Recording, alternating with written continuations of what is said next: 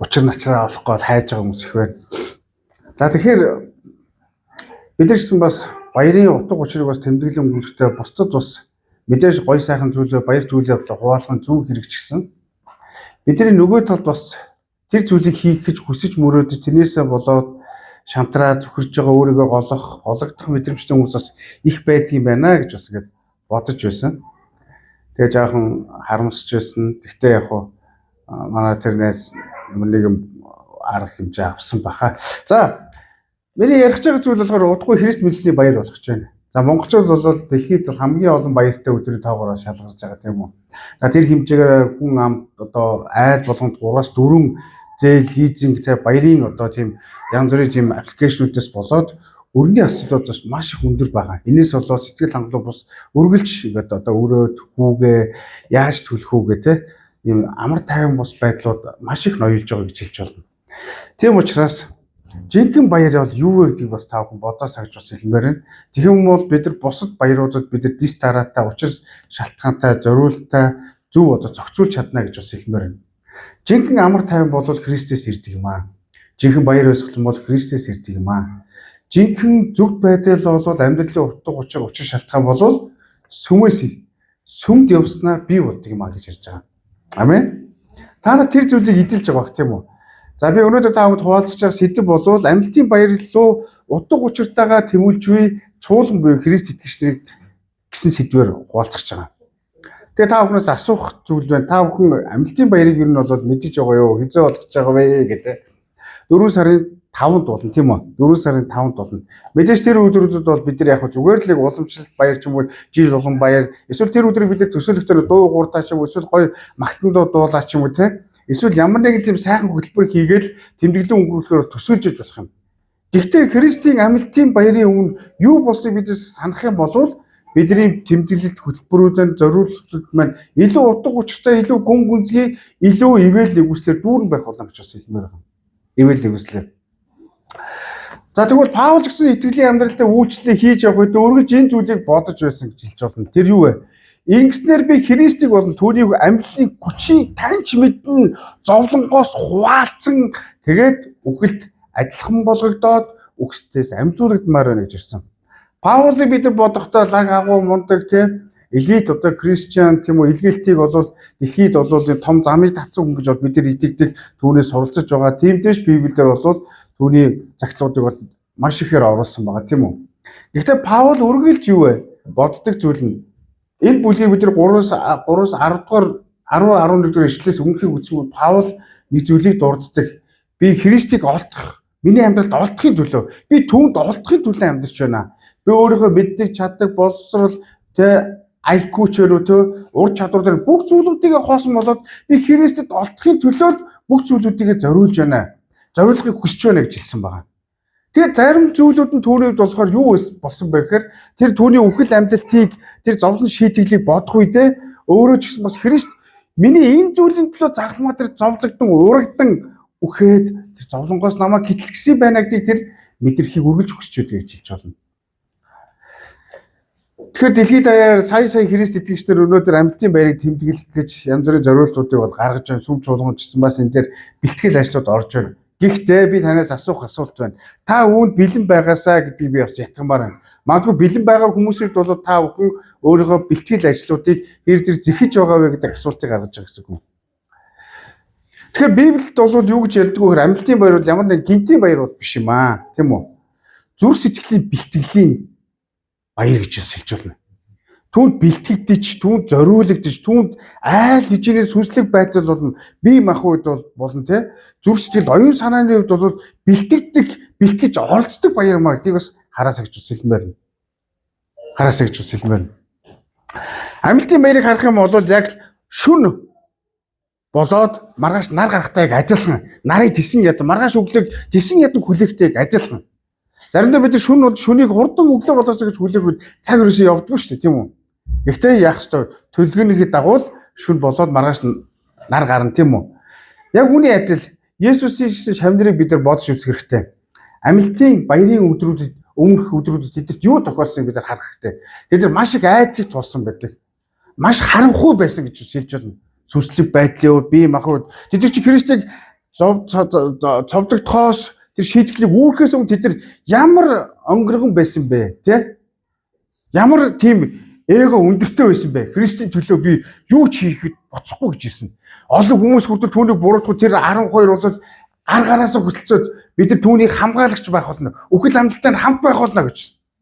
Харин яг тэр зовлон шийтгэл тэр хүнд хэцүү үед Христ ганцаардаж явахад бүгдээрээ чимээгүйгээр айдас хүйдэс санаа зовлт ичхүүр тэр зүйлүүдийг мэдрээд түүндээ хүлэгдээд бүгдээр алга болсон.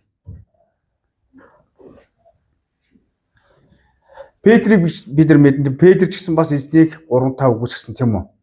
Тэгээд тэр шавнар бүгдээрээ бүгдээрээ айгаад айц хүчтэйгээр нэг байшин дотор нуугдаж байсан. Гэвч тэдний зүрх сэтгэлийг энэ мэдрэмжийг магадгүй Есүс тэдэнд төрүүлсэн баг. Энэ мэдрэмжийг тэдэнд Есүс Христ тэднийг даван тоолуулахыг хүссэн баг. Тийм учраас Есүс тэдний байга газарт нь очсон. Тэд нар Есүсээс нүрээ буруулсан. Хамтдаа нуугдаж амьдарсан, ичиж амьдарсан. Гэхдээ Есүс тэр ичхүүр дээр би чиний ичхүүрийг чинь авсан. Би чиний айдас хүүцийг чинь авсан гэж дагалдагч нар руугаа очсон юм аа. Тийм учраас актуунаар амилтын баяр бол жил болгон тэмдэглэдэг зөвөр ямар нэг гинтийн баяр бол биш. Зүрх сэтгэлийн бэлтгэлийн баяр юм а гэж хэлж болно. Зарим баярууд бол утга учраа бол алдаж байгаа. Зүгээр л төр зүрийн гой хоол идэх, эсвэл намайг баярлуулахгүй болоод би тэгнэ гэсэн нэг хит их тийм хүн дээр төвлөрсөн тийм баярууд болж эхэлж байгаа. Амилтын баяр бол мэдээж уламжлал болгон хийж байгаа ч гэсэн зөвхөн нэг өдрийн баяр бол биш юм аа. Нэг өдрийн баяр бол биш юм. Энэ бол бидний амьдралын турш үргэлж санаж, үргэлж надад апдейт хийдэг баяр юм а гэж хэлж болно. Бид нар цэнгээ дуусан гол бошуухан утсаа шүрж аваад цэнгэлдэг. Бидний дата дуусан гол нь бошуухан хин нэгэн рүү яриад ямар нэгэн байдлаар арга хэмжээ авч эхэлж яадаг вэ? Уцаа цэнгэлдэг. Бид нар ямар нэгэн байдлаар өвдөж чадах юм бол ч гэсэн бошуухан арга хэмжээ аваад эмнэлэг рүү очиж арга хэмжээ авдаг. Бид нар үн дээр цаг цаваа гаргадаг, хин нэгэнтэй уулздаг, ярилцдаг, тэ ямар нэгэн байдлаар тусламж хүсдэг бас туслах процессууд ч гэсэн бас байдаг. Христ бол өнөөдөр бол бидний дотор байгаа. Тэр хизээд яах вэ? Тэр ялсан эзэн өнөөдөр бидний дотор байгаа учраас бид нар өдөр болгон апдейт хийх боломжтой. Тэр өдөр болгон апдейт хийсэн тэр ивэлээ бид нар энэ амилтын баяраар талархал магтаалаар тэмдэглэн өнгөрүүлэх гэж байгаа гэж хэлж байна. Хэрвээ бид нар ийм зүрх сэтгэлийн бэлтгэл байхгүй бол бид нар тэр өдрийн дуу зөвхөн нэг өдрийн хүмүүсийг баярлуулах, өөрсдөө баярлан цэнгэх баяр үйж болох юм гэж хэлж байна. Харин бид нар зүрх сэтгэлээ бэлтгэж чадах юм бол, сүнслэг байдлаа бэлтгэж чадах юм бол бид нар тэр өдөр дуу болон хөтөлбөр болон бидний оролцоо нэг бүр эзний нэгүслэр талархлаар дүүрэн өдөр өнгөрөх болно гэж ярьж байгаа. Би ямар их үнцээр аврагдсан бэ гэдгийг бид нар тэр өдөр мэдэх боломжтой гэж ярьж байгаа. Тийм учраас амилтын баяр та бүхэн зүрх сэтгэлээ дахиад нэг эргүүлэн хараасаа гэж бас хэлмээр байна. Паул амьдралынхаа турш түүний номлоос харах юм бол дандаа түүний үхэл амьдралтай хамт байхыг үргэлж явах вэ? Дагалдагчтай болон чуулгануудад зааж өгч явж байгаа гэж хэлж байна.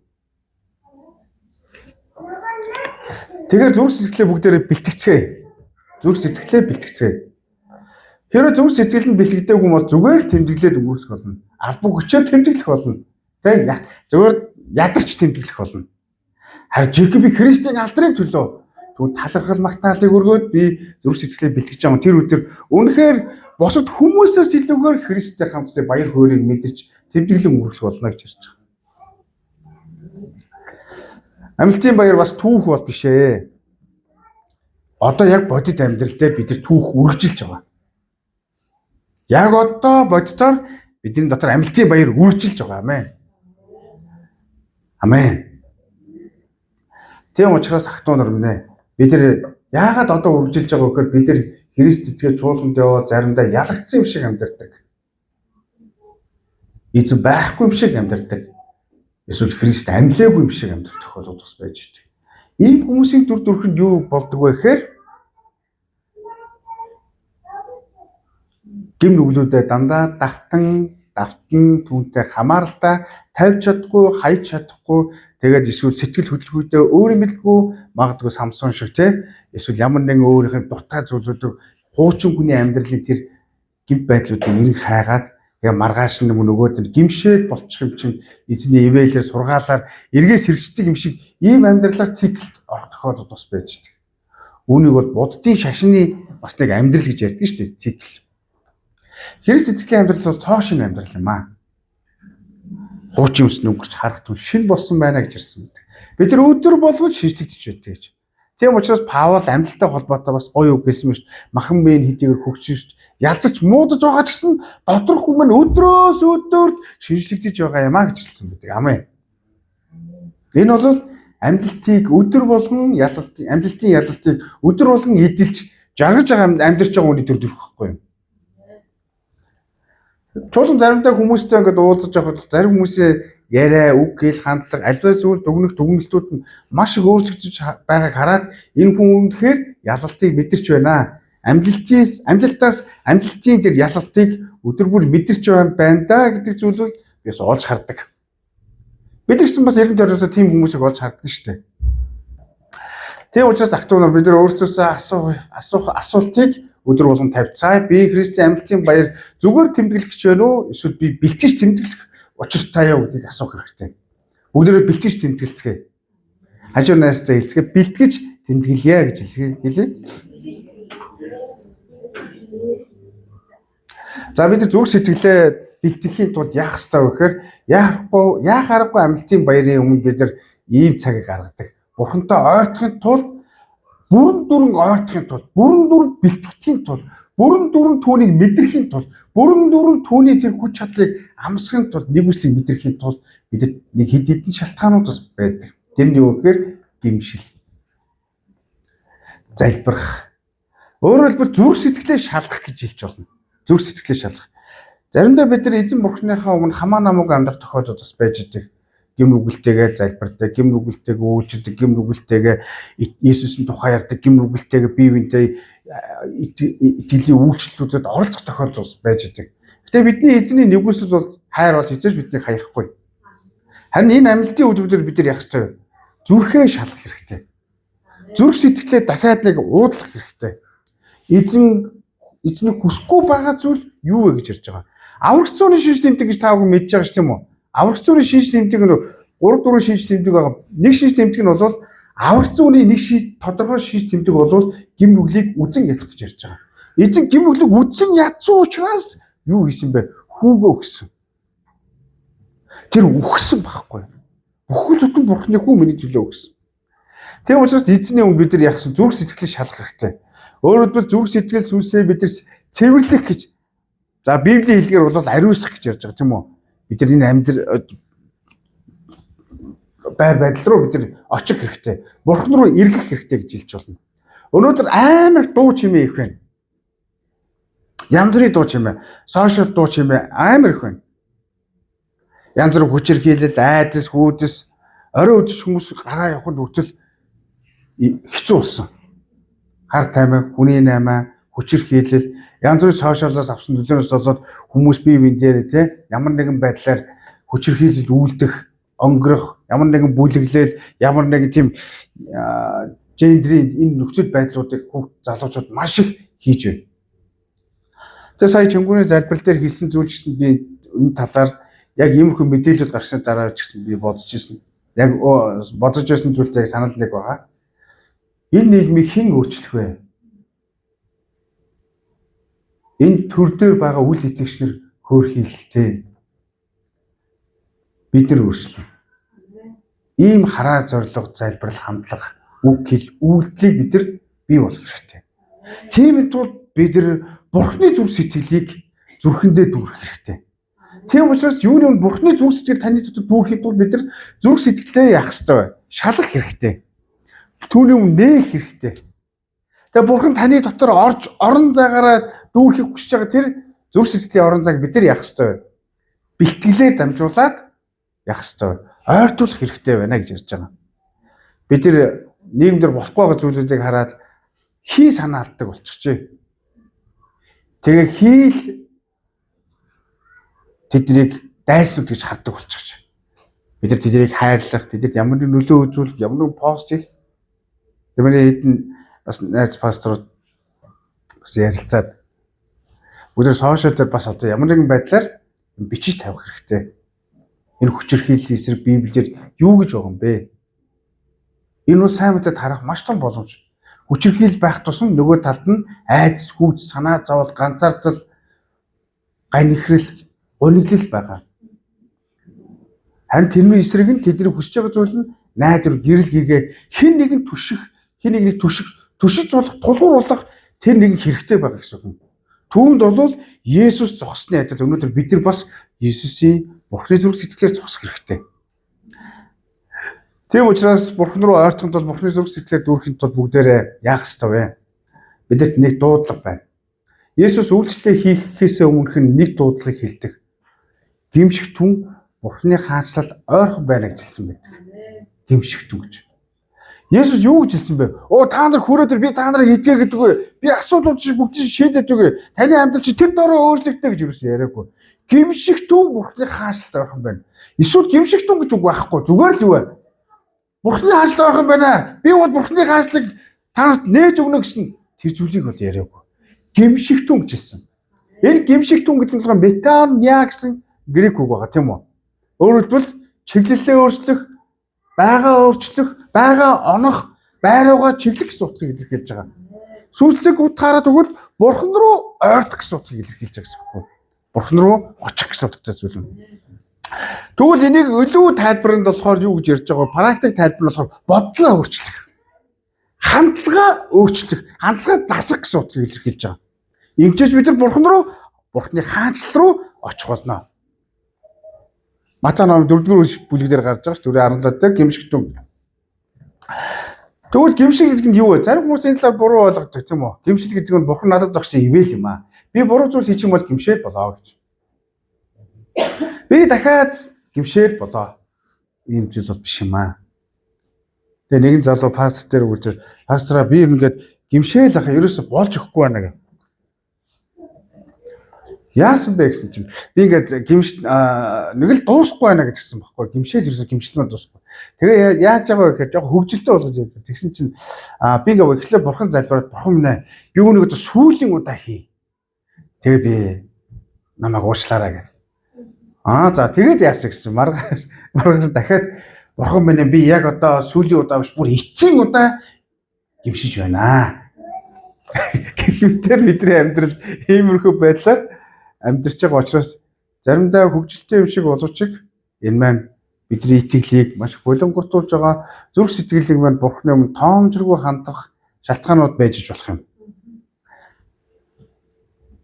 Тэгвэл гимшил гэдгийг маш амархнаар бүгдээрээ категори хий те. Гимшил гэдэг маань Бурхан би одоо хангалттай өөрийнхөө амьдралаа. Одоо би таны замаар явъя гэсэн утга байхгүй. Амен.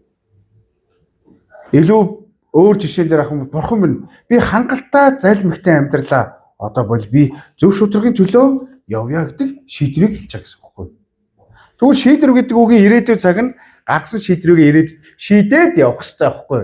Бас андуурлын шийдвэр гаргасан учраас ирээдүйд надад ийм зүйл тохиолдохгүй гэдээ андуураад байгаа учраас унаад байна. Шийдвэр гаргана гэдэг нь юу вэ?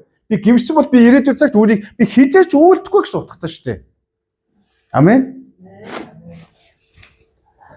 Харин тийм учраас гимшил гэдэг нь зүгээр нэг сэтгэл хөдлөлийн мэдрэмжийн зүйл бол биш юм аа. Шийдвэр юм. Өөрчлөлт юм аа гэж хэлж болно.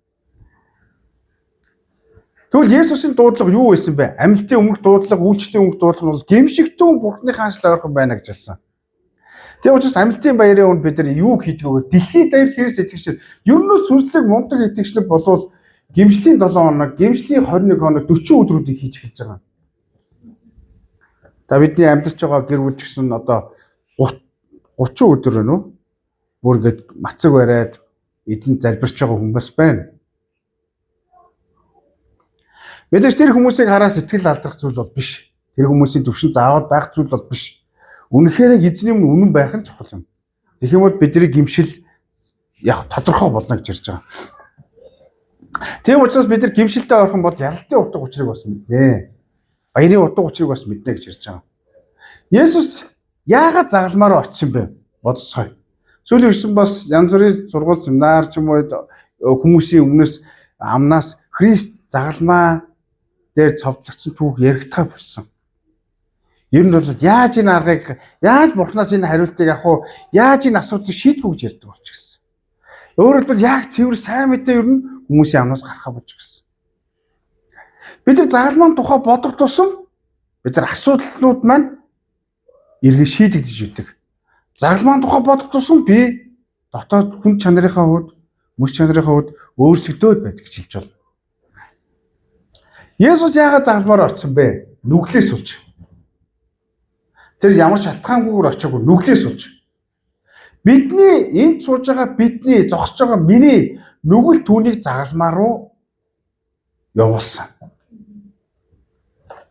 Тэгээ учраас амлалтын баярыг зөв ойлгохын тулд бид нар яах ёстой вэ? Нүглийн талаар ойлголтуудаа дахин нэрцүүлэх хэрэгтэй. Яагаад гэвэл нүглийг ойлгохгүй юм бол бид нар загалмаа утга учир загалмаатай болсон процессыг яана ойлгохгүй гэж хэлж байна. Есүсийн тарслал зовлон өвдөж шийтгэл тэр чив чимээгүйгээр ямар нэг өөрийгөө өмгөлөх юу ч хэлэхгүйгээр тэр миний төлөө шүдээ зур тисэж эцсийн янзлаа зориулсан тэр үн цэнийг бид нар яах вэ? Нүглийг ойлгохгүй юм бол бид нар загалмаа утга учирыг ч ойлгохгүй. Тийм учраас актуунаар бид нар Христ итгэсэн хүмүүс гэм нүглийн талаар зөндөө суралцаж явж байгаа хүмүүс. Харин бид нар гэм нүглээ бурхны өмнө загалмаа өмнө тавихгүй юм бол бид нар яах вэ? Асуудалтай болно гэж хэлж байна. Галатам 2:20 дээр юу гэсэн бэ? Идүүгээ би амьд байгаа боловч өнөөдөр Христ амьд байна. Тэр намайг харилж өөрийгөө тушаасан Бурхны хүүд итгэлээр амьдрч юу хэрэг юм а гэж хэлсэн байгаа. Тэгвэл гимшлийн талаар нүглийн талаар бид нар бодох ёстой зүйл байгаа. Бид нар цуглаанд яваад одоо болтол хараарай. Есүсийг өөрийгөө загалмаа дээр цовдлоогүй гим нүглүүд юу байгаа вэ гэж бодох хэрэгтэй. Одоо болтол цовдлуулаагүй, өхүүлээгүй зүйлүүд юу байгаа гэж харж байгаа. Тэгээ учраас Паулын үргэлж санаж байгаа зүйлэнд яаж юм мундаг байж чадсан бэ гэхээр Паулыг бид нар тэгж бодохын үедээ бид нар буруу бодлуудыг тээж эхэлдэг. Паул яг бидэртэй адилхан хүн. Бараг бид нар түүнээс илүү эрүүл чирэг ухаалаг смарт амьдарч байгаа баг. Паул ч унаа тэрэг байхгүй замдаа юутай ч тохиолдох боломжтой. Өчнөө үхэлтэй нүүр тулсан. Гэхдээ тэр юу вэ? Би амьд байгаа нь би биш. Миний дотор Христ амьд байгаа гэж хэлсэн. Өөрийгөө өдөр болгон яасан бэ? Христийн дотор нүглийн асуудлаар тулгархад цовдолж байсан байгаа байхгүй. Тэгвэл бүгдээрээ бодж үзье. Бидний дотор ямар нэгэн цовдлоогүй асуудлууд байгаа юу? Тэмнэгээ гимшилтэд тавьж өгч чадахгүй асуудлууд бас байна уу? Би үүн дээр бардам занг оруулмаар байгаа. Хүн маш амархан бардам зантай асуудалд ордог. Сүмд очсон очоогоо болно. Есүстэй Есүсгүй бүх хүмүүс сайхан амьдарч чинь. Яг малах ном 3 дахь бүлэгтэй адилхан. Библи уншсан хүмүүсийг ер нь өчнөө олон жил сурлаа. Өчнөө хүмүүс нь теологи мэдлэг боловсрол олж авлаа. Цуглаан дээр очивол ярьдаг зүйлүүд нь ойлгомжтой. Энэ бол бардам зам юм. Библиэлд хамгийн адгийн хог хөгийн гин болвол бардам зам юм аа. Тийм учраас бардам зангаас болоод Люцифер эзний өмнө тэрсэлсэн. Тийм учраас бид нар бардам зантай холбоотой үр дагаврууд маш их байгаа. Жижиг сажиг худлаа ярьдаг. Хулгай хийдэг. Залтай. Би яг бидний дотор юу байгааг бид нар биеийн дотор юу байгааг мэдэхгүй гэхдээ бидний эзэн мэдэж байгаа.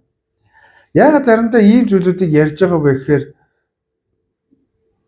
би ч гэсэн ийм ярихад бас хэцүү байдаг. Гэхдээ эцсийн өдөр бид нар эзний бүгдээр очих учраас өнөөдөр шүүлтэнд орсон дээр биш үү? Гимшээд. Бид гимшгүй жоохон өвддөг, жоохон харамсдаг ч юм уу. Гэхдээ бид нар түүний дараа амар тайвныг олж авдаг. Тийм учраас актуунаар зүрхээ бүгдээрээ түүний өмнө нээцгээе. Амьтын баярыг ойлгохын тулд бид нар гимшлийн Есүс яг л гимшигтэн гэж дуудсны адил те бидэрсэн бас гимшилд ойрхон байцгаая. Ойрхон байцгаая. Дуулал ном 139-ийн 23 24 дугаар эшлэгийг уншъя. Давид энд амар бүр пэшн залбирч хийсэн байна. Дуулал 139-ийн 23 24. За.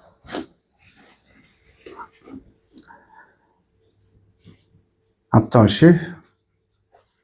Дуулал 139-ийн 23 24. За. Хамтаа уншъя. 3 зүрхийг минь мэдээж, намайг шалган бодлуудыг минь мэдээж, миний дотор хөнөөлт зам буй эсхийг харж мөнхийн замаар намайг удирдаач гэсэн. Бид нар энэ дуу үүнтэй холбоотой дуу маш их бидэн тийм үү. Үүнийг ч бас бид нар их уншдаг, хүмүүсийнхээс шийдэлдэг.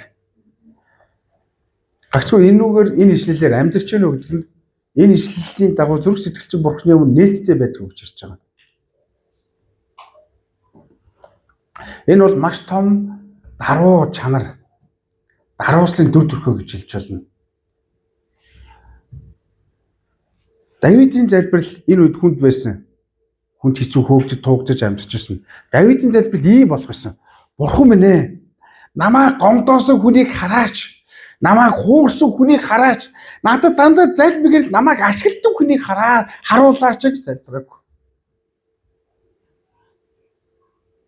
Бурхан минь, би таны өмнө ямар зохисгүй үйлдэлүүд, хорон үйлдэлүүдийг зүрхэндээ байлгаж байгааг нь та надад харуулаач гэсэн үг байхгүй.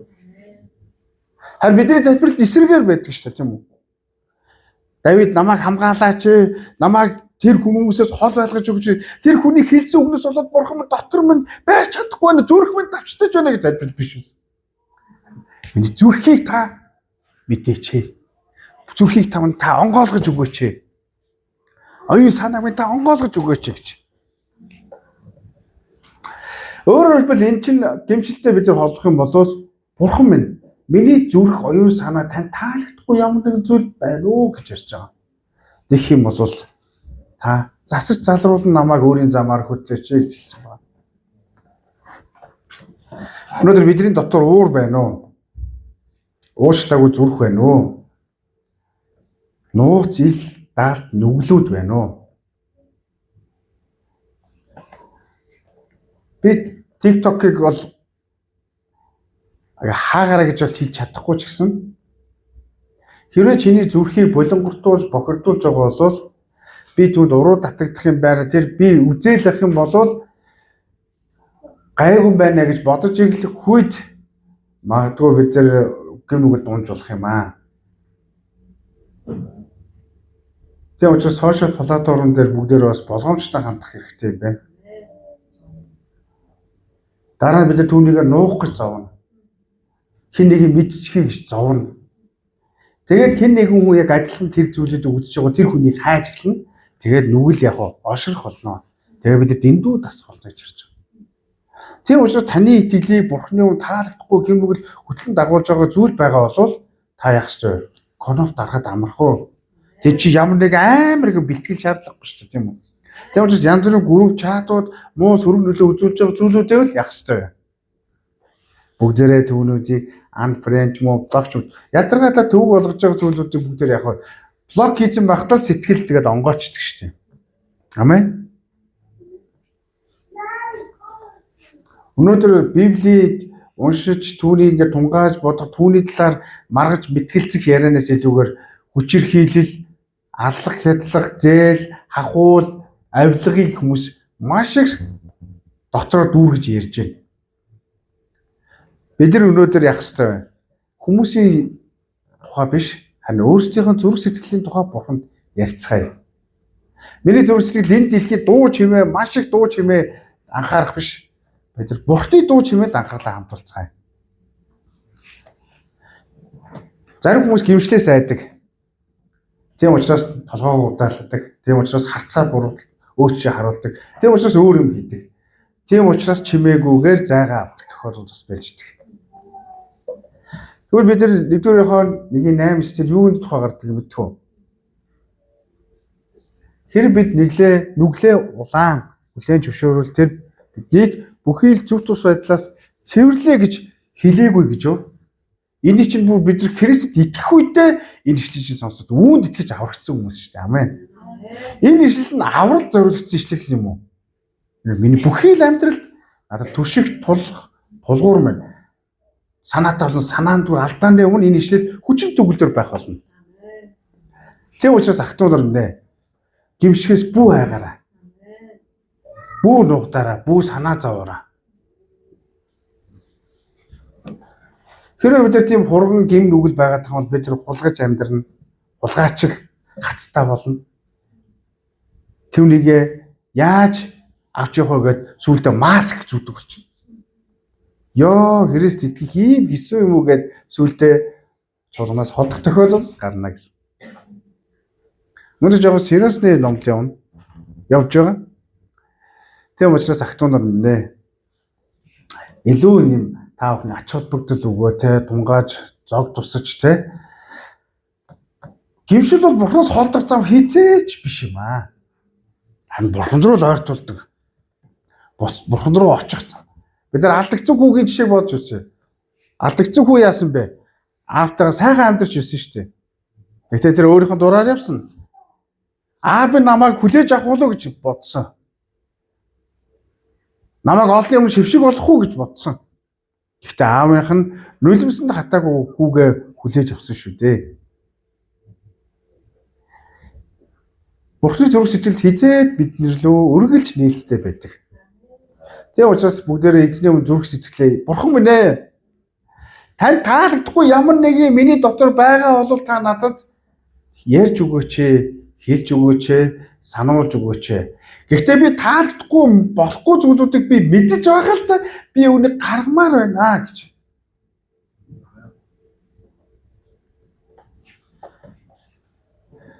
Мэдээж хараад байгаа, харагдаад мэдээд байгаа зүйлүүдийг мэдгүй юм шиг залбирах бас Бурхныхон бас л гимшлийн нэг хэлбэр болно гэсэн.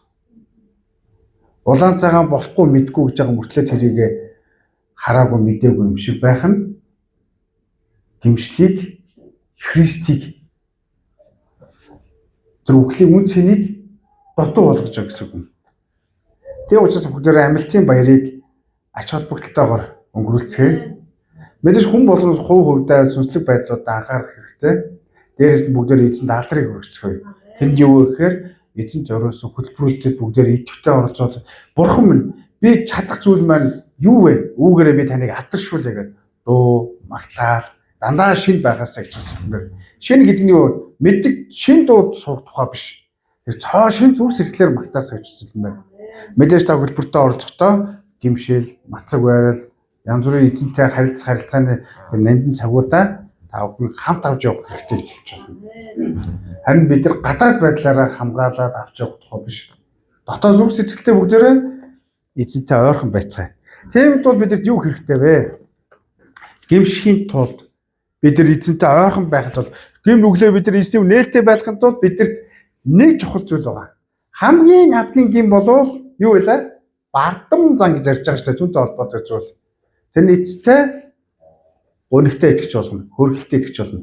Түүний эсрэг зүйл юу вэ? Даруй байдал. Даруй байхаа сургаалт өгс номдэр өргөмжлөнө гэж хэлсэн шүү дээ. Яаков номдэрч бас юу гэсэн өргөмжлөнө гэж хэлсэн байдаг шүү дээ. Даруй хүн шинэ гэрэн дээр юу гэж хэлдэг вэ? Нэг үслээ өгнө гэж хэлсэн байдаг шүү тийм үү? Нэг үслээ. Тийм учраас даруй зүрх сэтгэлтэй хүн бурхан ойртноо. Бурхан даруй хүнтэй хамт байх болно гэж ярьж байгаа. Тэр хүмүүс даруй хүн гэхээр яг буруу ойлгох гэдэг. Даруй гэхээр өөрийгөө жоохон юм дутуу, хүчгүй харагдах тийм хэлбэр гэж. Бурхны өмнө даруй байх. Тийм учраас бид нар бурхны өмнө зүрх сэтгэлээ даруусал руу ойртуулах хэрэгтэй байна. Өөрийгөө дорд үзэх биш, сул дорой гэж үнэлэх тухай бол биш юм аа. Харин даруй гэдэг нь өөрийгөө зөвөр бурхны өмнө харах процессыг хэлдэг. Зөвөр үнэлж харах. Би бурхны хүүгийн үн цэнээр бурхан надад хизээж энэ хайраа холдуулахгүй. Халтарцсан, унсан, бүдэрсэн маш том гинүгэл унсан ч гэсэн бурхан надад гараа сарваасаар байгаа. Дэлгсээр байгаа. Энэ бол дарууслын дуу хоолой хандлага ухаарал зүвт байдал юм гэж ярьж байгаа. Даруй байдлын өөр нэг шинж нь юу вэ гэхээр надад бурханы нэгүсэл байхгүй бол би амьдрч чадахгүй гэсэн хандлага. Би өөрөөр хангалттай амьдрсан гэдэг бид нар Христийг хүлээж авахтаа мэдсэн шүү дээ.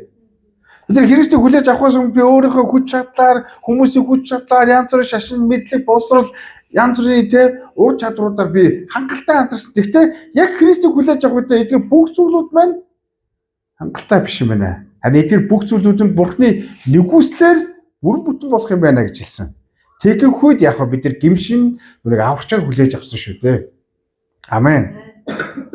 Нэгүсэл бол Бурхны хүч чадал хизээж надаас харцаа холдуулахгүй зүрхний хандлага гэж хэлж болно.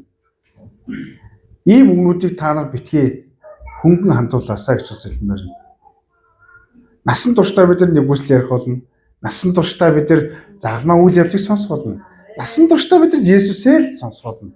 Насан туршдаа бид нар яг энэ үгнүүдийг сонсох болно. Харин эцсийн өдөр энэ сонссныхаа төлөө өөрчлөгдөж амьдрсны дараа эцсийн өдөр Христтэй уулзах үедээ энэ Библи маань боддоор Христийн үг болж бид нар сонсогдох болно.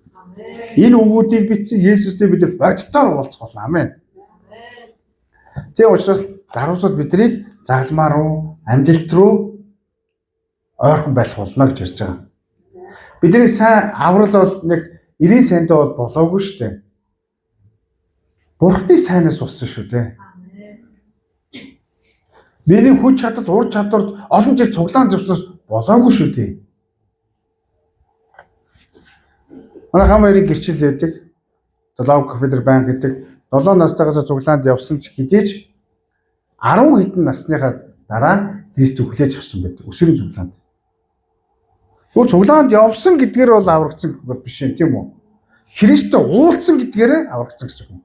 Харин багаас цуглаанд явсан учраас түүгээр хүмүүс би Есүст итгэдэг гэж ярьж болох байсан боловч бид нар бүх зүйлүүд нь биш байсан. Харин Христ миний төлөө загламаар цовдлогдоод үхээд нүглийн төлөө тэр миний гим нүглийг тэр ясан нэгэн гэдэг хүлээж өшөөрөөд түүний юм толгоогоо удаалган эзэн гэж дуудахгүй тэр аврал түүнийх болсон. Тийм учраас ах トゥ нар нэ загламаар очиход саад болж байгаа, даруусгал саад болж байгаа элдв ачаануудыг та бүхэн тавьж хаяасаа гэж бас хэлмээр байна. Бор хаяасаа гэж бас хэлмээр байна тийм. Тийм учраас дарууслыг илүү одоо түлхэж болох залбир юу гэж болох вэ? Та энэ зүйлдээ ер нь залбирч ирсэн үү? Бурхан минь ээ, би өөрийнхөө хүчээр дэндүүх амьдраад байна. Би өөрийнхөө хүч чадлаар мөнгөтэй боллоо, өөрийнхөө хүч чадлаар тиймтэй боллоо. Би өөрийнхөө хүч чадлаар ийм гэр бүлтэй боллоо. Бурхан минь би буруу амьдрч байна. Би таны нэгүслэр амьдрах хүсэж байна. Би таны нэгүслэр амьдрч чадахгүй бол эдгээр бүх зүйлүүд маань яах вэ? Буруу тийш ирэх болно гэдэг залбирал юм аа. Тийм учраас ах トゥ нар нэ бүгдээрээ эзний өмнө амьлтын баяраар ойрццгоё. Даруй байдлаар ойрццгоё. Бидний бардан болгож байгаа жижиг сажиг гим нүгэлд их багын ялгаа гэж бол байхгүй шүү дээ. Та үүнийг сайн мэдж байна тийм үү? Их багын ялгаа гэж байгаа юу? Үгүй. Үнэндээ тийм байгаа гэж бодож байгаа учраас бид нар гим нүглээ хайж чаддаггүй. Тэрийг нуудаг, хаадаг, бардам зангийн дор авч явдаг учраас юм гэж байна. Бүгдээ эзний өмнө яах ёстой? Гимшицгээ. Гимшилд ойрхон өдрүүд өнгөрүүлцгээе. Амен. Хүмүүсийн тухай битгий бодороо өөрийнхөө зүрхний талаар бодосоо гэж хэлмээр байна. Даруй зүрхтэй хүн Бурхны өмнө зүрх сэтгэл нээгдэнэ. Даруй зүрхтэй хүнд Бурхан үгээ сонсох болно. Даруй зүрхтэй хүнд Бурхан нэгүслийг дүүрэх болно гэж ярьж байгаа. Тэгээд эцэстээ Бурхны хүч чадал тэр хүний дотор ажиллах болно. Хамтдаа залбирцгаая. Хамтдаа эзний бүгдээрээ энэ цагт залбирх цаг гаргацгаая. Та бүхэн сууж байгаа газараа эзний өмнө чимээг бүхнээр